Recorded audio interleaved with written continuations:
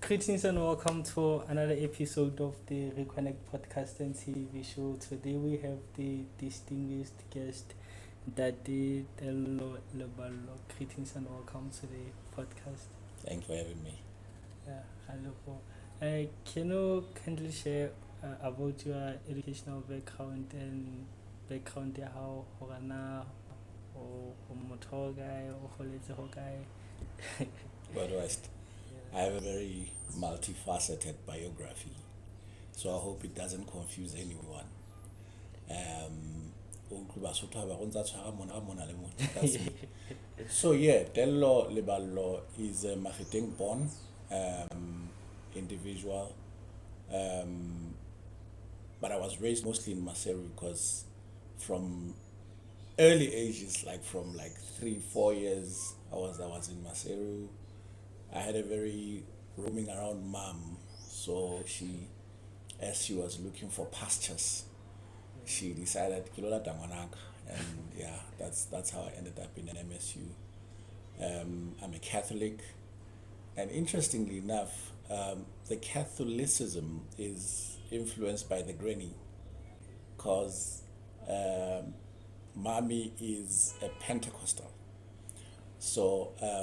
I think I was spiritually drawn to the Catholic Church because of how grandmothers do, always inspiring you to reconnect with the spirituality and always taking you to church. It was a must for us to always attend, and so I attended primary school at St. Benedict, there by the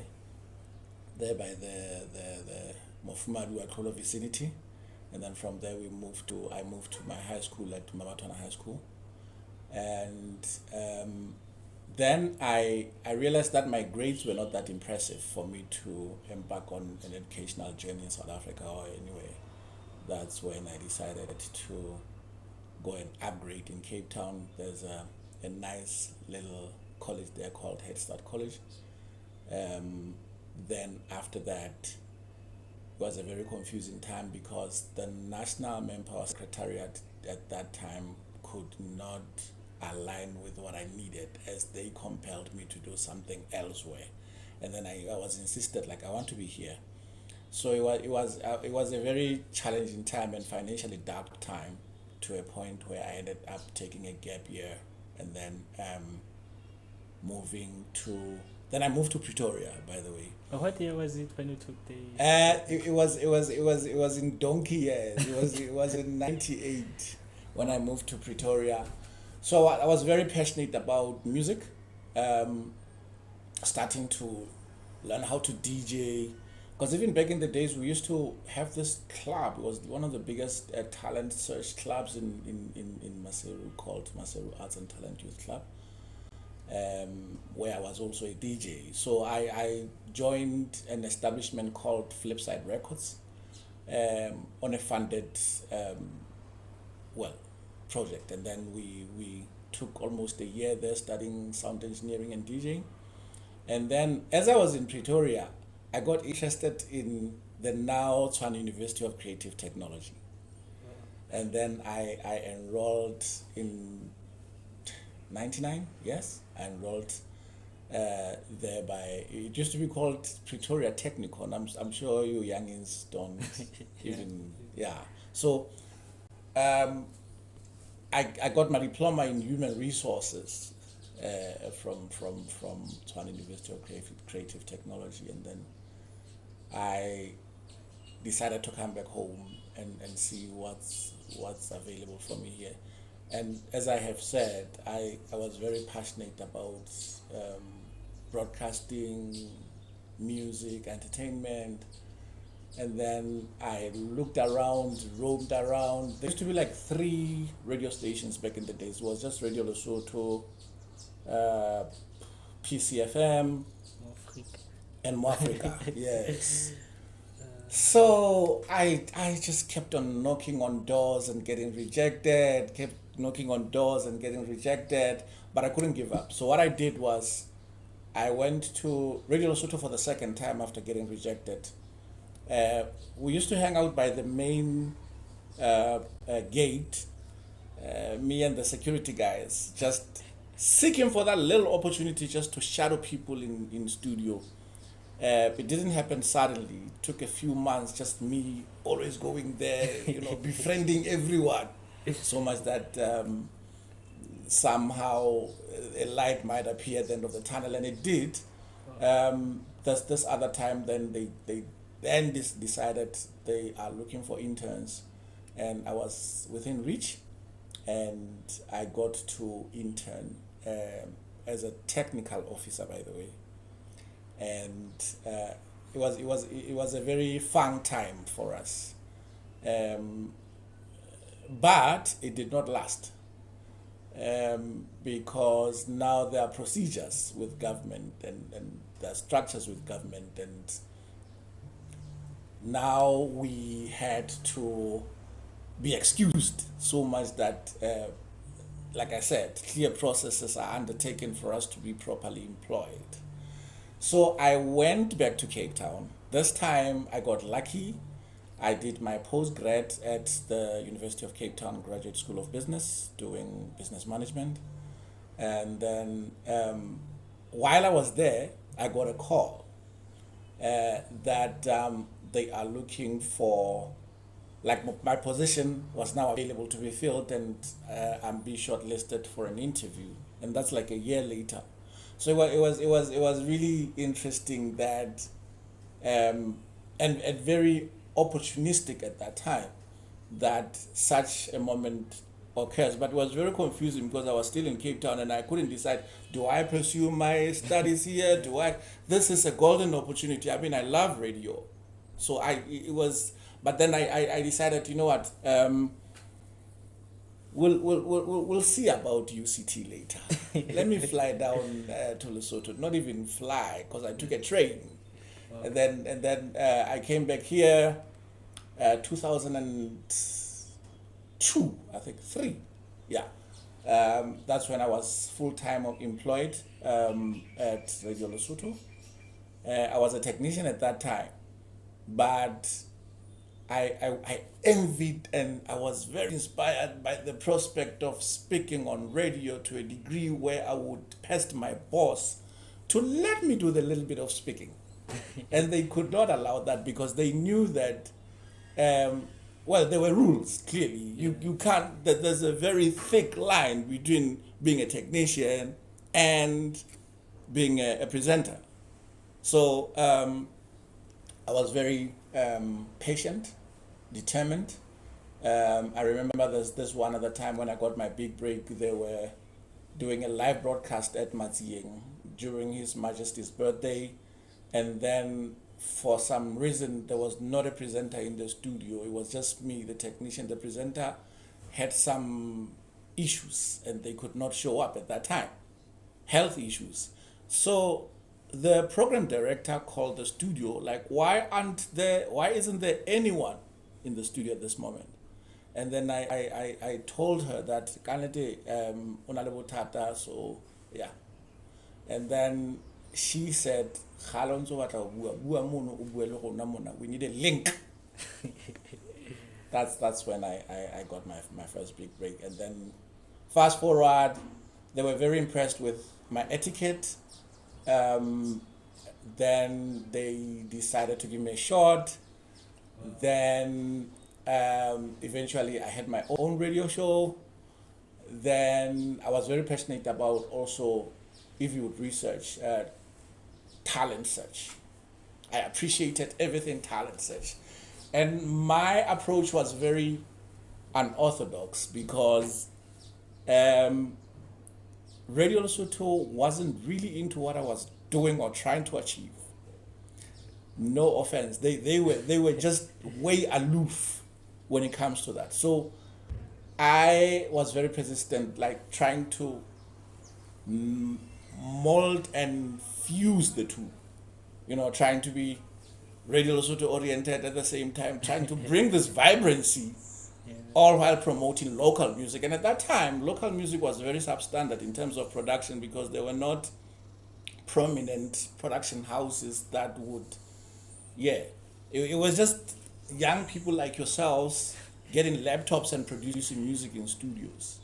So it was a very challenging time because, there are copyright issues. There are other laws that obviously we need to follow. But at the same time, these people needed a break.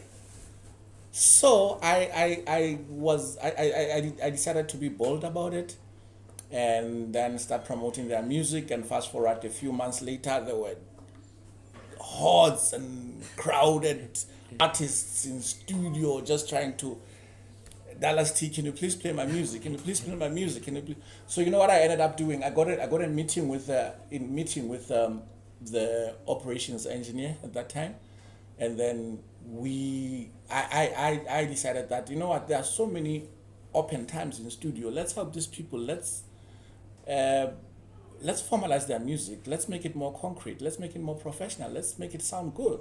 Because there were programs that I came across that were just there. I mean, Radio Lesotho has always had that state-of-the-art equipment.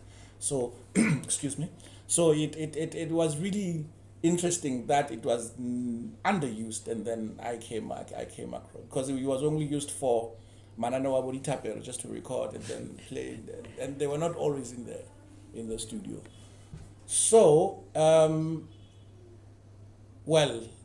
2006, after I had graduated at the University of Cape Town, I then enrolled on a short 1-year course in Egypt at Cairo Media School, and then coincidentally I was recalled during my my finalization of that program by the Right Honorable Ntate to foresee and partake in the establishment of a radio station that is the Ultimate FM. And then I came down to Lesotho, established a team. It wasn't I who established the team, by the way. No, I won't take those props. The government established the team, and then we worked together. It was the late Miss Pearl Okansi, may her soul rest in peace, Ntate Lesupi, as well as myself. Then we created this monster that is the Ultimate FM.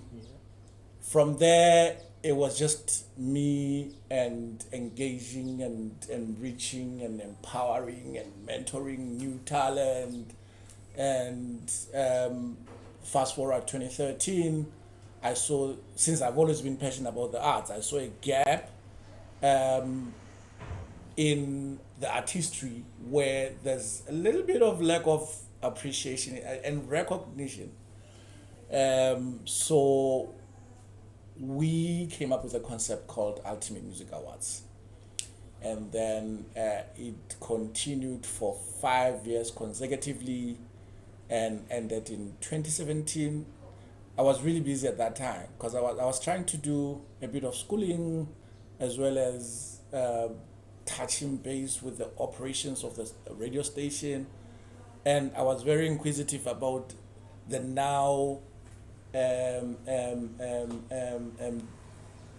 clear digital transformation. So I started roaming around, seeking funding, studying more about what's happening in the digital space. And then in 2019, I decided that my time at the terrestrial platform is done. So now I wanted to come up with something different. I wanted to come up with something that says the future. Perhaps 10 years too soon. Because when you travel around and you come back, you come across such things, such observations that we are still slacking here and there, but we'll get there. Hence the establishment and formation of Sky Alpha HD, digital radio, Sky Alpha HD radio to the stars. Started out, there were misconceptions about Sky Alpha HD. People thought it was a radio station. It's a media house. It's a digital media house. There's an online radio. There's podcasting. There's there's simulcasts, there's everything digital. So that's when it was 2019 when I formed Sky Alpha HD, and then fast forward 2024, we saw the emerging technology. I think I spent a lot of time in the US. So in 2023, no, 2024, right? So when coming back, I also realized that there are some areas that need improvement, including but not limited to digital literacy at a casual level as well as at the formal level. So I established a relationship with the US government through the Department of State, and then sat down with local universities, the National University of Lesotho, Lerotori Polytechnic, Bobotu University, as well as Limpopo University of Creative Technology. And at that time, I was appointed the industry advisor in the Faculty of Broadcasting, Media and Journalism at the Limpopo University of Creative Technology. So it was easy for me to kind of pull some strings, if you will. So we launched what is now known as the Digital Innovators Summit Series, where we take a countrywide and a campus-wide summit series, hosting summits, getting professionals to talk about digital literacy, artificial intelligence, and then we started seeking for more partners, and then more partners started, jumping in, realizing the imperativeness of such, and here we are. Wow. Yeah.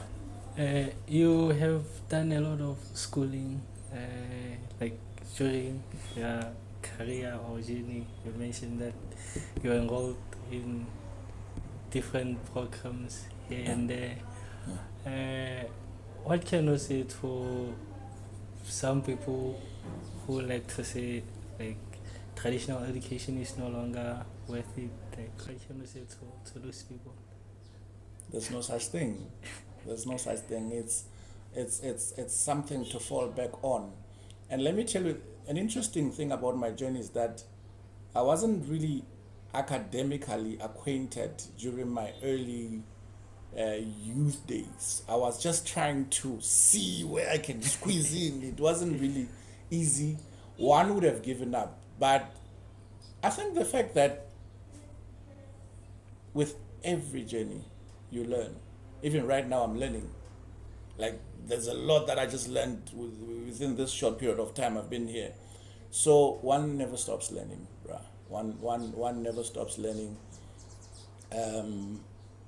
We always need to be updated. And the fun part of learning is that even now, it's not necessarily traditional, because even with the digital platforms, you get to learn every day. You get to sit down, you get to learn new things, you get to learn breaking trends, you get to learn. So learning, one should never ever stop learning. Never ever stop learning. Yeah. So why did you make Sky Alpha HD to be digital? You mentioned everything seems to be digital. Great question. Yeah. Sky Alpha HD is meant to set precedence in terms of what's going to be happening in 10 years' time from now. If you look if you look at other countries in Europe, you have your Spain, your Italy, UK, and then you have your United States as well. You cannot walk like your 100 meters without getting access to free Wi-Fi. Wow. So I think it's a call for policymakers, for those who enthuse a well-structured digital foundation. I think we need to. I think that's what I realized when I got here, and there were so many skeptical questions, such as, you know what I mean? Exactly. But I knew, well, I expected such. I'm still getting a lot of those questions, but it's not really about that. It's about the fact that it's inevitable that we are headed there. I think we should also allude to the fact that I think the world is a very small place now. It's at the comfort of your smartphone. So once you get there, you realize that there are so many interesting things that are happening globally. Why aren't we there? You understand? Why haven't we reached a point where we could have that great digital infrastructure dedicated to serve, dedicated to inspire, to educate, And kudos to the government, by the way, through the Ministry of Communications. When I embarked on the Digital Innovator Summit, I approached them and they were very welcoming. I think it was also prompted by the fact that at that time they were working on a document, the National Digital Transformation Strategy, which was launched earlier this year. They were very instrumental in supporting me, seeing that we don't fumble, because we are also learners. Ours is just to lead, but at the same time learn, because there are people out there who are designed and dedicated to and smarter enough to address a number of multifaceted topics. So with us, it's just to lead and say we would like to get to the National University. We would like to see how for instance, the Innovation Hub is doing and how they reach there. And a lot of smart young people such as yourselves, presenting new ideas, presenting findings, presenting technologies that are now very helpful to the growth of the country. So we like I said, it's inevitable, but it's here because I think we are now starting to take things seriously. Last year when you spoke AI, some people couldn't even understand what's going on. What is AI? Why AI? There's still a lot of resilience, but with lots and lots of learning, with initiatives like the DIS and other initiatives that are really cool, we will get there. Yeah. Can you tell us more about the significance of lifelong learning? Because you'd find that some older people, they don't want to be up to date with the new technologies, and what can you say to these people who are very up to date? They don't wanna I think it brings me to my point. Let me tell you a funny story. So I'm a country director for a movement known as the African Music Icons.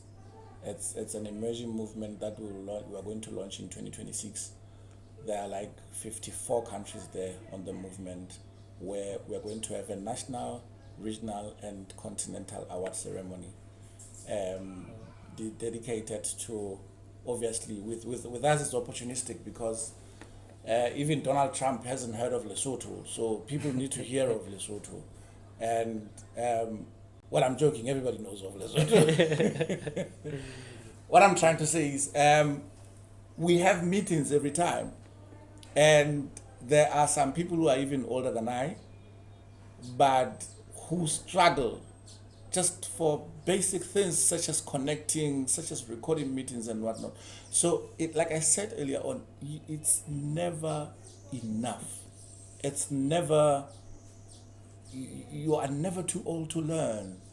Because one thing, adjustment, you always need to adjust every second. Now that we are having this digitally empowered time, you always need to learn. So that is very important. You should never stop. Even at 90, learn. Because there are things, like I said, the world breathes. every second. So once you miss out, there's a lot to miss out that will eventually affect your livelihood. Yeah. Looking at your journey, you followed your passion. So, what can you say to other people? Like, suppose you are giving them the career advice or career guidance. Can you say people should follow their passion? Passion is very funny. And I'll tell you why. Sometimes it doesn't pay. It's because it has an emotional connotation as on top of everything.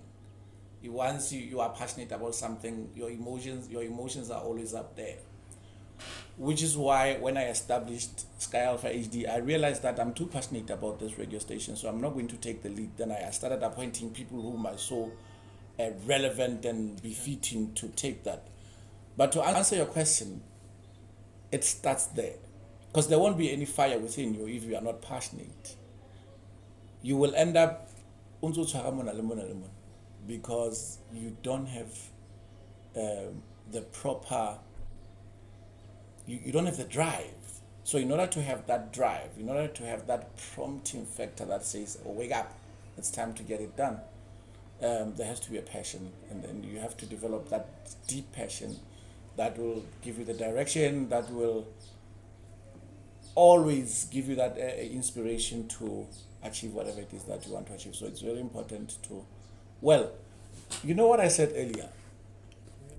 I said to you, at times, it doesn't pay. That is another issue. Because you find yourself passionate, right, about a prospect. But in the end, the prospect does not pay. Let me make an example. Look at the media fraternity in Lesotho. There are so many young, skilled people in media. Very skilled, but it doesn't pay, unfortunately. There has to be something substantial for the industry to grow as opposed to what is right now. But I'm not saying it's non-existent. It's there, and it's one of the most important sectors. But in order for you to find yourself at a level where you would be satisfied, where you find yourself comfortable and, well, happy, it needs you need to start there. And then maybe some years later, decades later, because I've seen so many inspiring media practitioners that are now at a global stage from Lesotho, like Lesotho-born media practitioners. They get calls from the US, from Europe. Some of them are touring Europe. Some of them are making serious strides in South Africa. So opportunities are always there. What you need to do is just to believe in your passion and keep driving and driving and driving. In as much as it doesn't pay, eventually there'll be something in it for you. I'm not saying people are going to die paupers, but I'm saying believe in what you do. You know what I mean? Believe as much as, if you are doing this podcast and there are numbers, the numbers just keep, analytics, they just keep rising and rising and rising. But not even a single sponsor wants to listen to you because they are focusing on that ads on Facebook live stream. There will be, you once you develop that passion will eventually lead you or lead the universe to what you are trying to achieve. So that is very important because it builds, like I said, it builds a fire in you. And once you have that fire, the rest is cake. Yeah. Looking at the high unemployment rate in Lesotho, what advice or what can you say to different stakeholders, people like at policy level, any words of advice on how they can tackle the issue, maybe how they can create the conducive environment, for example? I think my first point is going to be very cliche. This is going to be much of a cliche because I keep saying don't always wait for people to open doors for you. Knock on open doors. and the right one will come at the right time. I'm not going to speak to any policymaker because we are going to move around in circles saying one thing over and over and over again. There will be attributions of a depressing economy. There will be a high number of graduates who cannot be accommodated, and so on and so forth. But I think the most important thing is to identify who you are. Some people are not made for employment. It's just that they haven't realized it, because they believe that it's virtual, it's the virtue.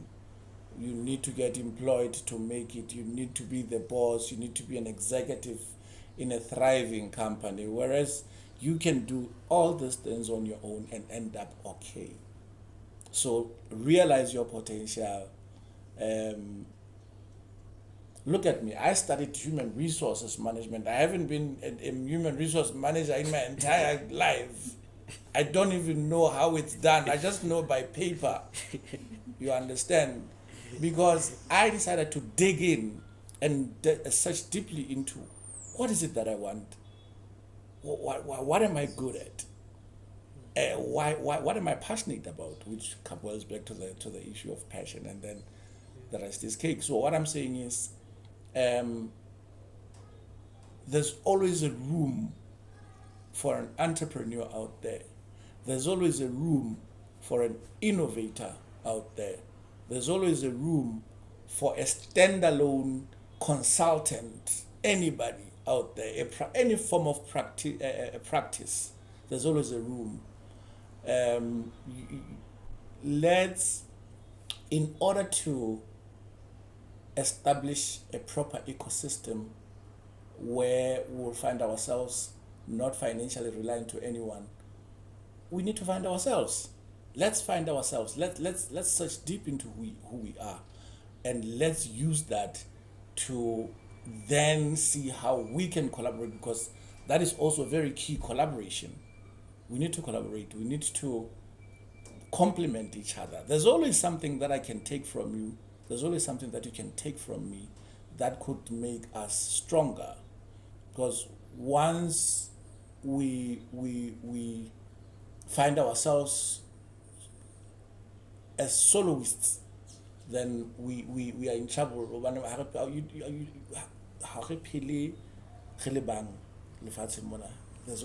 Which is why there's a family, there are friends. So that network is very important, of having people whom you'll be able to identify as complementing partners that will take your dream to the next level, because the same thing is happening to them. So that web, once, if we can just solidify that web, then we'll get anywhere. Anyway. What made you study human resources? I was running out of ideas. I was really, I just needed to go to school. And I just needed what was available at that time.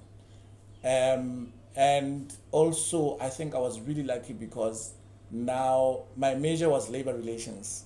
So I am able to understand the dynamics and principles of employment, of being able to establish a warm environment for everyone, understand people, understand perspectives, be in their shoes, etc. So that to me was a plus. At that time, it was my first year was very depressing, because I didn't even know. I wanted to come back home, but I wanted to, okay, if I can complete this, then I'll be back home. But fast forward, completion of my first semester, I started getting inspired, and then, here we are. Do you believe in work-life balance, and also how do you balance work and your personal life? And you seem to be traveling. Sometimes you say you'll be in US, and do you still take time for family and other things? How do you balance them? That is a wrong question for me, because there's no such thing as balance when it comes to that. My work is my life. So to me, it's a paradox, because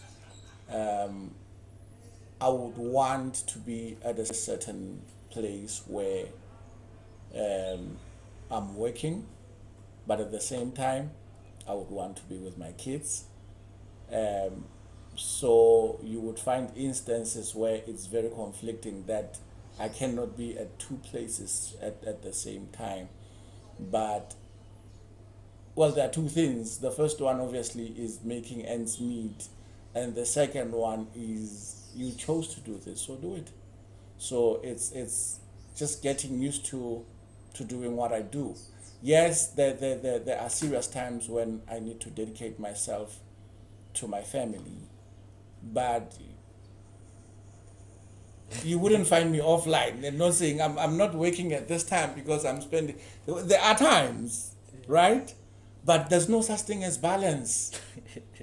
Because if something very compelling tells me you need to be somewhere, then I really have to compromise myself and be there so much that because with me every second passing by is very worrying. Yeah. So we make the best of every minute. We make the best of the time that we have, because I would also like to believe that we have very limited time here on earth. Yeah, So, that's yeah, true. very limited. You mentioned that you are a parent. What can you say to other parents out there? Like, how can they support their children in terms of choosing their careers? Because we find some other parents, if the parent or teacher, they would say to their child, like, you have to be a doctor or a teacher. Like, what can you say to parents out there? It's a relatable question because my son and I, we almost got into a fight when, well, as entrepreneurs, let's start with entrepreneurship. As entrepreneurs, it's always nice to have an heir to your throne, right? Yeah. Like someone whom you believe will take over once you are no more. But at the same time, we can't force these people. We cannot. So it was a very terrible approach at the beginning, because I wanted him to be a broadcaster so bad that I told him to study something that he wasn't interested in. He's a computer scientist now. And fortunately for me, I'm blessed because there are synergies if he's a computer scientist. I'm running a digital radio and he's a computer scientist. So there are synergies there. So what I'm trying to say to parents is that understand your children. Get in their shoes. And remember, this is no longer the 19s. This is the 2Ks. So understand them, understand their behavior, understand the environment they grew up in, and then when you speak to them, don't speak to them like your dad used to speak. That's not how it's done lately. You might even find yourself in trouble with the authorities. So understand your kids. Also observe. I mean, there are people around you most of the time. So observe and be mindful of every little detail. It matters. You know, the way you make them chuckle, the way they get moody, the way they get troublesome, the way they make useful things like chores and errands and whatnot. It's then that you'll be able to say, you will be able to identify them, but also do a little bit of talking and a lot of learning, and give them space to do a lot of talking as well. Make them your friends, sit down with them, have dinner with them, take them out, go camping with them, so that you'll be able to understand them. It's then that you will be able to get them, because nothing is as depressing as living a career that you did not shape for yourself or you did not anticipate for yourself. It's very depressing, which is why you would find people on drugs, you'd find people not performing well, experiencing mental health challenges, is because they were forced to do things that were not. And also, I think psychology is very important, from career guidance to counseling. I think that's very important. Even if it's an informal counseling, if you will, but if it gets serious, see people who understand the dynamics of, a young person growing up and having that desperate need for parents to understand them. You understand? So I think that's very important. Utlwisisa bana, dula le bona fatshe. Ka nako nngwe ba itse thaka tsa hao. Yeah. Fella, you can never be thaka, but you understand. Yeah. I think if we get there, then you'll be able to somehow shape or help, because yours is just to, you're not shaping, that was a wrong word. You assist in the direction they are taking by, creating the smoothness that's required for them to attain whatever it is that they are looking into. Yeah. How do you want to be remembered when you are no longer there? Oh my goodness. Like I said, I'm a digital futurist. So let's start with before I'm gone. Before I'm gone, I would really, really like to maintain being a futurist. I would really, really like to keep learning, to get opportunities to keep learning, so that I inspire those that come before I. And then when I am gone, I would really like to see things shaping up and, drawing from what I had built, then taken to the stars and beyond. Yeah. What inspires you? Because I believe you faced lots of challenges along the way, but you kept going. I have a very supporting family. I have a very supporting kids. I have a supportive wife. I try to surround myself with smart people, from my workplace to. I'm not a very lately. I don't socialize a lot lately. I've even come to a point of realizing that I'm actually an introvert. I wasn't an extrovert at all. I was just prompted by my career to go out there. So I get inspired also by reading. I read a lot. I also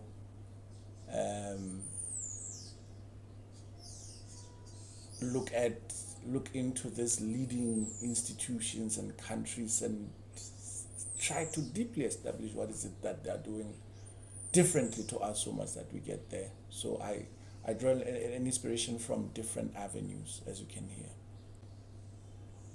Yeah. Well, thank you so much for being on the Reconnect Podcast and TV Show. Is there anything else you'd like to share? I did a bit of digging before I came here about your podcast, and I was laughing when I came in here. I was back in the days when you set up a podcast of this magnitude, you would find large cameras and 16 people. Yeah. But due to emerging technologies, you do your own editing, you do your own script, you do your own pre-production.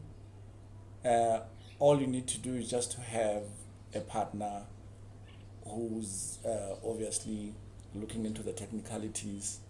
So it's really impressive that technology has taken things to this level, because one of the first things that people think of when they embark on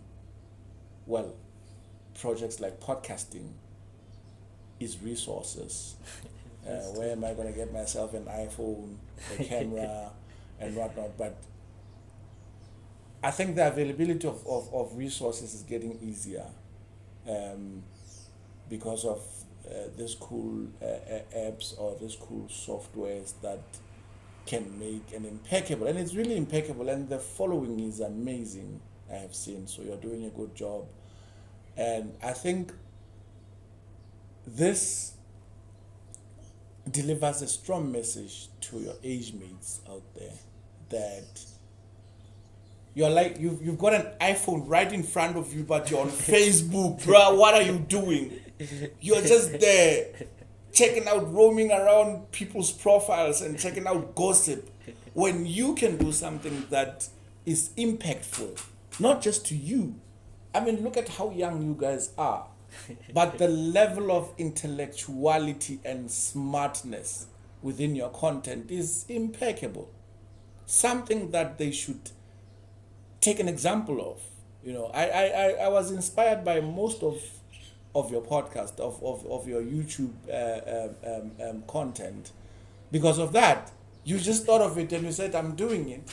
And thanks to some hosts like Njays, now you are even able to get sponsors for that comfort zone where people are at ease and they express themselves, and sometimes they overexpress themselves. I think it's really cool. I think all I'm saying is to young people out there, don't just lay around waiting for an opportunity. It can never, the world owes you nothing. It can never knock at your door. You know, like I said, I'm into music, right? So there's an old school hip hop song by B.I.G. right, Notorious, like kicking the door, waving the 4-4. All you heard was "Papa, don't hit me no more." You know what that says? It says, well, in a non-literal sense, because he's waving the 4-4s, but I'm not there. What I'm saying is, you kick those doors to make a point. Don't say, it's like it's a CV, call it high school, high again, unless you initiate movements. You know that one of the smartest people that I had the privilege of surrounding myself with once said that when people listen to you during presentations, or when you embark on a project or a proposition, it's not about what you can do necessarily that will make them want to take you in. It's about what you have done.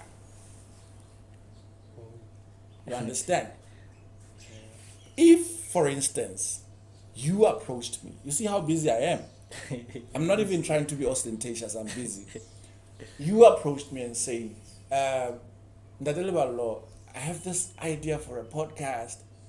I would like to host you. Here is what it can do for you.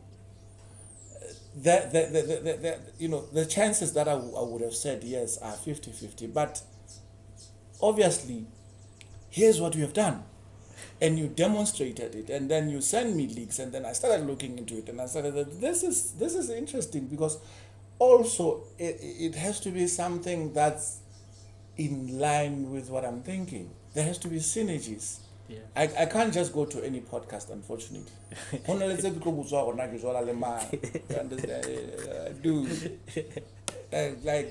So all I'm saying is, I think it also comes back to that point, and I loved it, that you need to develop, you need to have your passion, you need to know what is it that you can do best. You understand?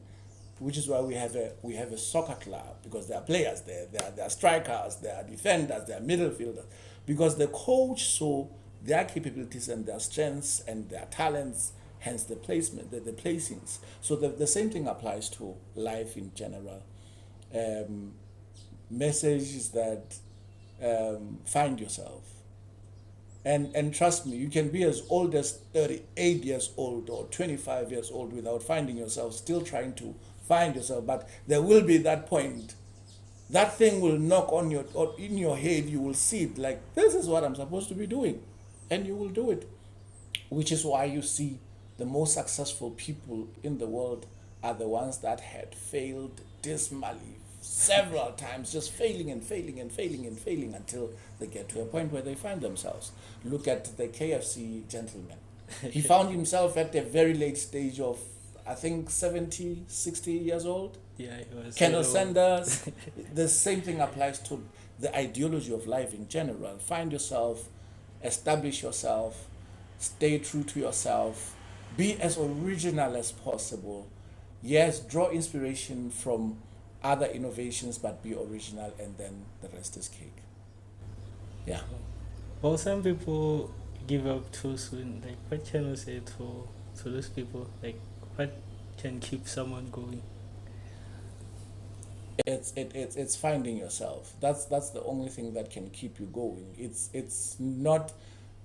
You know. My motto is quite simple when it comes to life. I expect to fail. I really do. If I'm doing something for a longer period of time, and I keep succeeding, I get worried. There's something I'm not doing right. I should fail so much that I learn that maybe I should improvise. Maybe I should not be because one of the things that baffles me or that I'm really allergic to is being redundant. Once I experience that level of redundancy, like that. Okay, what do I do now? Then I get worried. Like no, this is not working. So yes, in as much as you can be consistent, always look for new ideas. Always explore. Always, be the best version of yourself in a way that you know that you're capable. You can do better than how you did yesterday. So that is a very, very strong and phenomenal driving force that can help you go anywhere in life. Don't just the Trainingsporo thing. It's always like that. There won't be any juncture. It knows where it's headed. Unfortunately, with life, that's not how it works. You don't know what's going to happen to you tomorrow. You don't. So why would you want to be redundant? Why would you want to repeat the same thing over and over and over again? Which is what the psychologists say it's madness. Then you're attributing you're gunning for madness.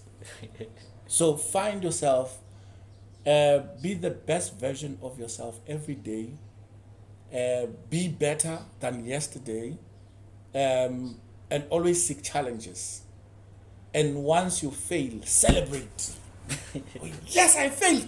This is what I wanted to do. Because if you haven't failed, maybe from a distant point of view, we could have said, we've had enough of this guy. So fail in order to learn that, okay, this is an opportunity for me to climb the ladder. Yeah. Well, you mentioned you're a Catholic at the beginning. Yeah. Are you still a Catholic? Do you still still go to church? Do you still believe in God? I do believe in God.